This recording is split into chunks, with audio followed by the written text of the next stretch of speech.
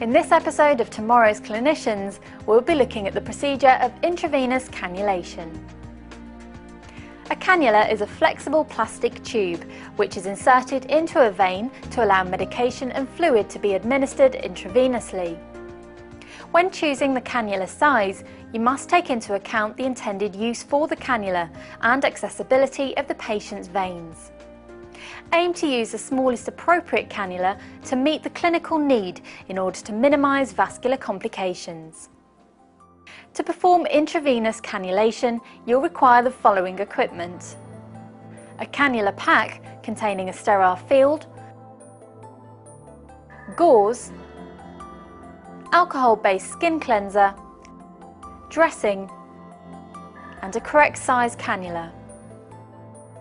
A disposable tourniquet,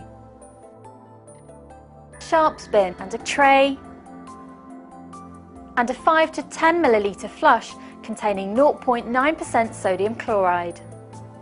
Ensure all the packets are sealed and that they are within their expiry date.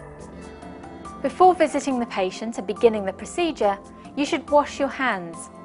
Ensure the area where the procedure is to be undertaken is clean and safe and the necessary equipment is available. It is important to ensure that you've identified the correct patient. Confirm the patient's identity verbally by asking them to tell you their name, date of birth and the first line of their address. Also check the patient's wristband to verify their patient identification number. Check whether the patient requires a chaperone or interpreter to support them. Briefly explain the procedure and gain informed consent verbally. Check whether the patient has been prescribed intravenous medication or fluid. Once you've confirmed the patient's identity, clean your hands and put on an apron and take the required equipment to the patient's bedside. Position the patient comfortably and expose as required, ensuring there is adequate lighting to undertake the procedure. Clean your hands and select a suitable vein for cannula insertion. If possible, this should be on the patient's non-dominant side. Apply the tourniquet 10 cm above the intended insertion site, ensuring it is not too tight. Palpate the area and select a straight rebounding vein, which will be able to accommodate the selected cannula. Release the tourniquet and proceed to prepare the equipment. Clean your hands and open the cannula pack onto the tray. Ensure that there is a clinical waste bag or bin available. Activate the flush. Clean your hands and apply your gloves. Place a sterile towel under the patient's hand to create an aseptic field. Open the skin cleansing solution and activate the applicator.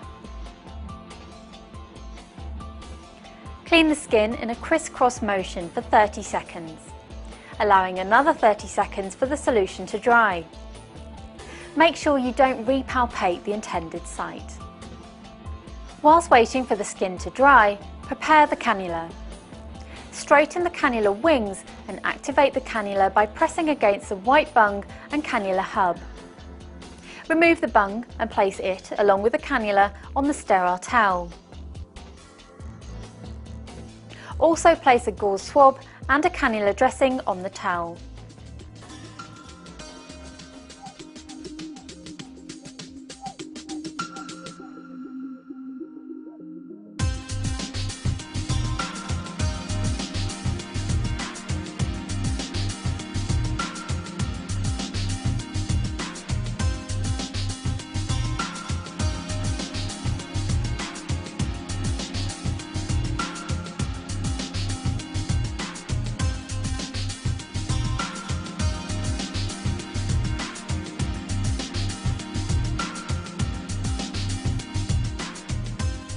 You are now ready to reapply the tourniquet.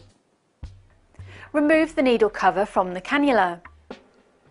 Stabilise the vein below the intended insertion site by stretching the skin over the vessel with your thumb, taking care not to contaminate the insertion site. Insert the cannula with a bevel facing upwards, through the skin and into the vein at an angle of 15 to 30 degrees. As soon as the first flashback occurs, lower the cannula so that it is parallel to the arm and advance it a further 1 to 2 millimeters. Withdraw the needle plate 2 to 3 millimeters and observe the second flashback along the length of the cannula. Release the tourniquet and advance the cannula fully into the vein. Apply pressure to the vein above the insertion site with your forefinger. Secure the cannula with your thumb and remove the needle. Dispose of the needle immediately in the sharps bin. Attach the white bung to the cannula. Secure the cannula using the 2 sterile strips. Apply a 5 ml flush containing 0.9% sodium chloride to ensure patency. Ask the patient to report any pain. If pain or resistance is felt, stop and observe for infiltration. This may indicate that the cannula is not within the vein. Dispose of the flush and continue to apply the rest of the dressing.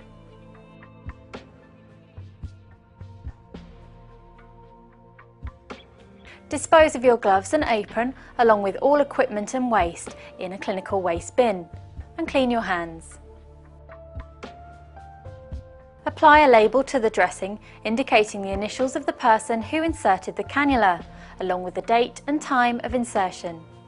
This is required as a point of reference for future review. Document the procedure in the patient's notes and VIP score form.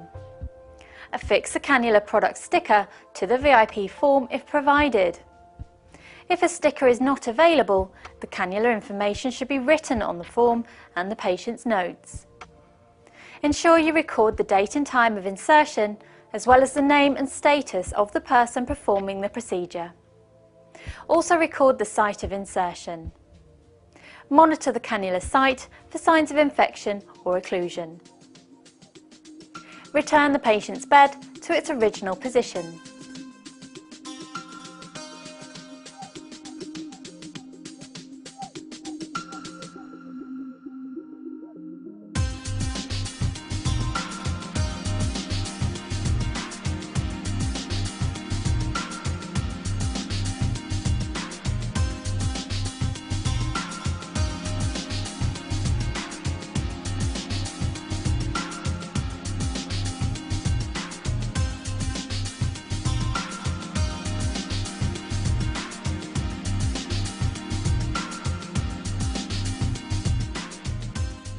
I hope that this film has given you an insight into the procedure of intravenous cannulation.